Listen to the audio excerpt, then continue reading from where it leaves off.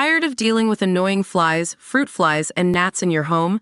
The Zevo Flying Insect Trap is your ultimate solution. Don't wait. Check out the link in the video description now to get your Zevo Flying Insect Trap on Amazon and enjoy a bug-free home today.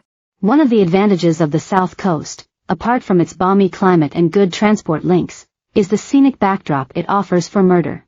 Detective Superintendent Roy Grace, on his Brighton patch, doesn't have to contend with the windswept moors or dingy tenements that are the stomping grounds of colleagues such as Vera or Rebus.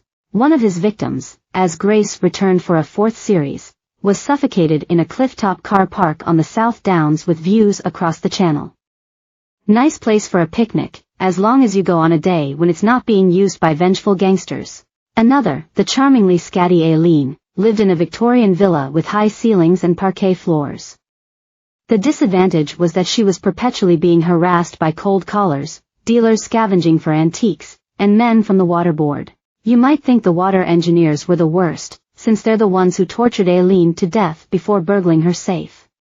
But in my book, the woman selling timeshares in Spain was the real villain, and not just because she turned out to be the boss of an organized crime family.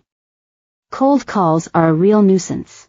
Based on the excellent novels by Peter James, Grace is a meticulously plotted serial made all the better by a brilliant cast.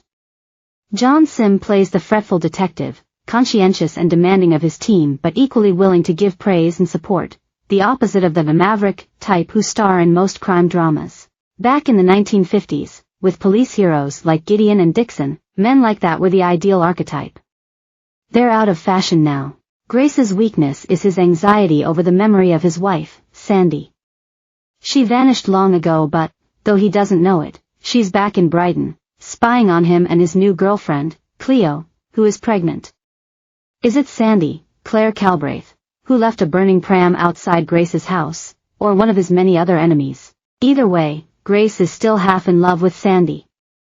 You don't have to live in the past, just let it go, he pleaded with Eileen's bereaved brother, a hollow sentiment that earned him a sarcastic glance from his sidekick, D.S. Branson, Richie Campbell. Laura Elphinstone plays the quick-witted, straight-talking D.S. Bella Moy, a woman who is destined to be chief constable if ever there was one. And Craig Parkinson is her opposite, D.S. Norman Potting, so crass and antagonistic, it's a marvel he hasn't been relegated to traffic duty. Guest star Robert Glenister was enjoying himself as an East End hard man, on the trail of his dad's stolen pocket watch.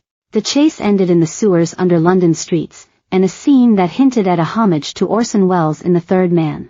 With a balanced mix of action and deduction, private life and public duty, Grace is a cut above.